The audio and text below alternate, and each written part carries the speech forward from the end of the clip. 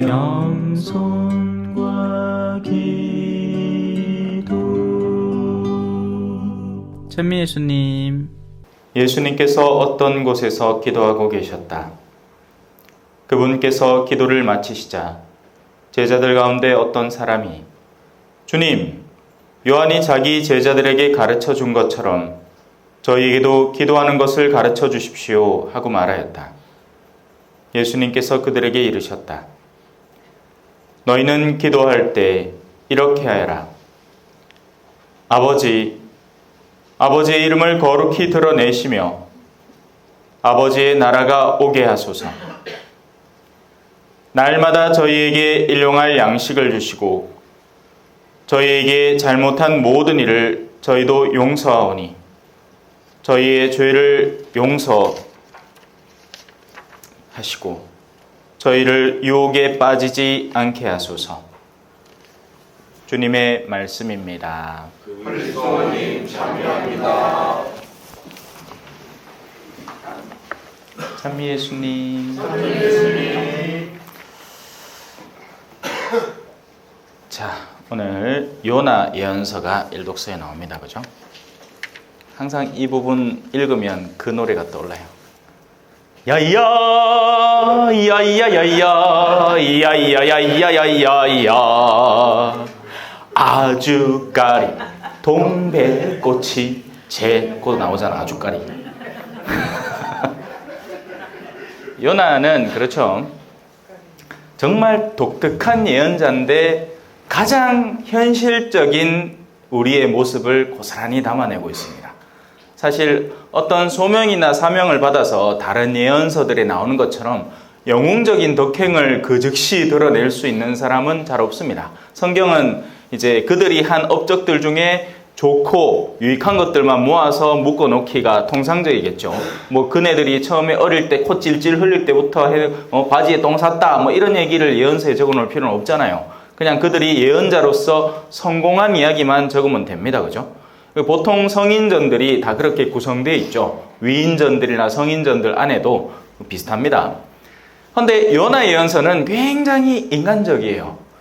뭘 일을 시켰는데 하기 싫어. 하기 싫어. 어디가 빵 팔고 오라 했는데 하기 싫어. 네가 알아 하와이 막 이거야. 하기 싫어. 그런데 울며 기자 먹기로 갑니다. 야 가라. 가면 팔린다. 안 팔릴 거 뻔할 것 같은데 또 가면 또 팔리. 팔리면 팔린다고 난리라 또. 이럴 줄 알았으면 당신 갖고 또 팔고 아프지 말라고 날 또 보내나 이 말이라. 그런 식이에요. 그래서 요나 예언자는 지금 간단합니다. 사람이 바라볼 수 있는 범위가 있습니다. 근데 우리는 흔히 여기에 사로잡혀 있어요. 나의 영역, 나 자신. 그래서 하느님이라는 신이 있고 다른 신이 가장 강력한 신이 뭐죠? 바로 나 자신이죠. 그래서 우리가 나 자신에 빠지기 시작할 때 이기성이 시작되고 신앙도 상실하게 되는 거예요. 반면 이 나 자신에서 벗어날 때 하느님이라는 진정한 하느님으로부터 새로운 시야를 얻게 되는 거죠. 성물터리 공동체를 바라볼 때도 공동체 전체를 바라보면서 나를 조율해가는 사람이 있을까 하면 또 아이고 공동체야 뭐 개나 줘버려 하고는 지 하고 싶은 대로 득될 때는 와갖고 살랑살랑 대다가 또 기분 나쁜 일 있으면 팍! 개사코 그런 존재가 생겨날 수 있다는 겁니다. 맞습니다. 저 실장 바로 우리 사장님처럼 말이죠. 항상 자신에게 꽂혀 있다가 여기에다 싶어가지고 실장님 욕을 요때 또 한번 딱 합니다. 그죠? 네. 자, 그래요. 그래서 이 요나 예언자를 보면 알죠? 이 니네베라는 곳은 실로 어마어마한 도 말로 치면 뭐 한 부산 시티 정도 되는 겁니다. 그죠? 근데 거기에 사람을 살리라고 파견을 보내놔서 살렸어, 겨우. 근데 지금 지 기분 나쁘다고 투덜투덜대고 있다가 아주까리 하나가 싹 자라서 그늘 싹 만들어져 있기에 그때 기분이 살짝 좋았는 거예요. 사람이란 정말 간사하죠. 그래서 불편함이 있다가 그 불편함이 살짝 해소될 때 오히려 우리는 더 기뻐집니다. 그러면 하느님이 일하는 방식은 뭐겠어요? 그에게 상시적인 불편함을 가하는 식으로 당신은 일을 하시는 겁니다. 왜? 좋은 걸 백날 해줘봐야 감사할 줄 모른 게 안 좋은 걸 주다가 이게 원래 내가 너에게 주는 은총이다 하면서 그 안 좋음에서 살짝 해방시켜주면 그때서야 그게 좋은 줄 아는 거죠. 마치 제가 제 차를 몰고 편안하게 댕기다가 어제 휀더가 작살이 났어요.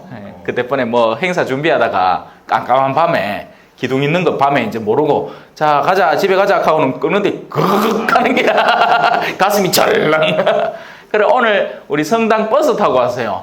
아따 버스가 큰 게 마음도 얼마나 씌는지 아마 정신을 2배로 쓰고 왔습니다. 그래 그 하다가 이제 오늘 차 수리 다 해놓고 이제 들어가서 찾으마 내 차가 원래 이렇게 좋은 거였구나 하는 걸 새삼스럽게 알게 되겠죠, 그죠? 네.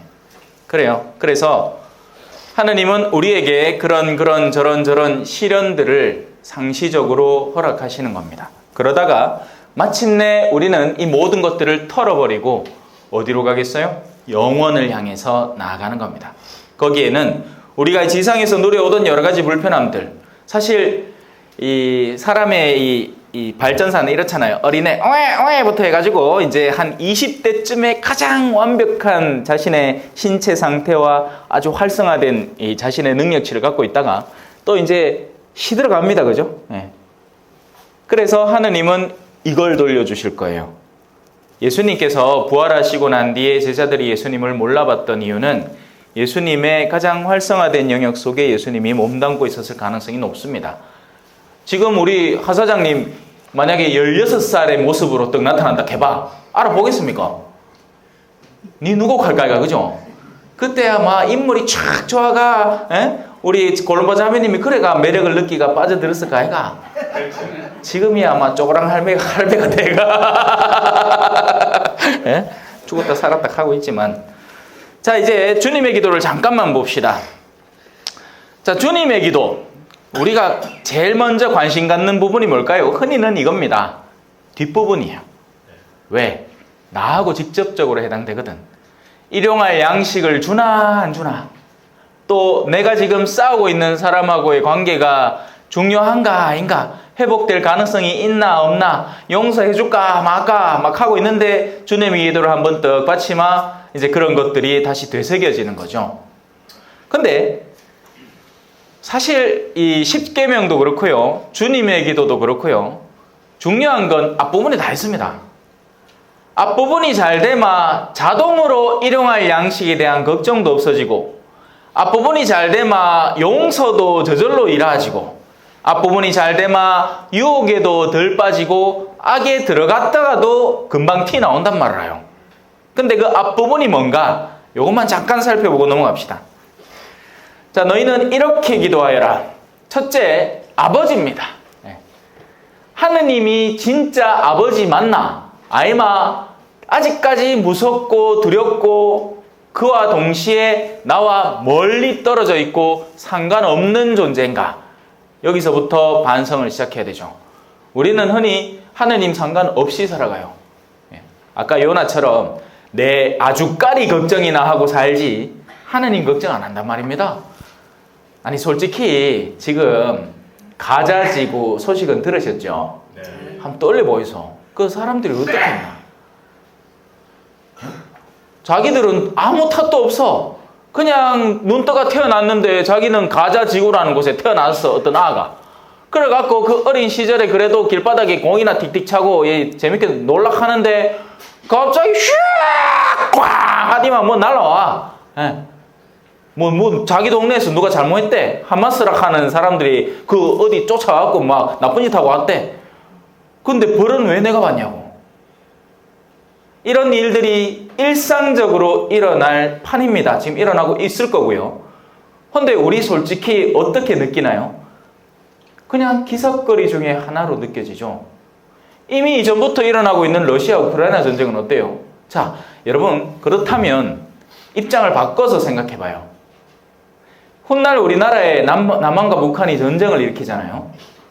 딴 나라에서 바라보는 관점이 똑같을 겁니다. 차라리 옛날에는 그래도 아이고 우리 동맹국이 다쳤는데 우리 도와주러 나가자 했다면 지금은 야 도이나 좀 보내라. 미사일이나 좀 보내고. 시대가 그만큼 냉한 시대가 되었기 때문입니다. 왜? 한 가족이 아니에요 이제.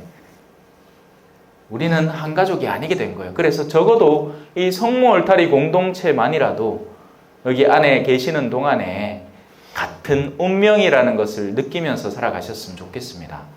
그래야 진짜 보살핌이 이루어지고 그래야 가장 힘든 지체부터 돌볼 수 있게 되고 그렇게 되는 거예요. 한 몸이면 그렇잖아요. 그죠? 한 몸이면 가장 불편한 지체부터 돌보기 마련입니다. 그게 아이마 아이고 가야 의외됐던 오늘 내 지금 내 먹고 사는 게 극제이다. 근데 차는 요번에 뭘로 바꾸고 하고 앉았다 가있긴 해. 그건 가식적이고 위선적인 거잖아요. 그죠? 그래서 아버지라는 첫 번째 관계가 중요합니다. 두 번째, 아버지의 이름을 가지고 우리는 어떻게 다루고 있나?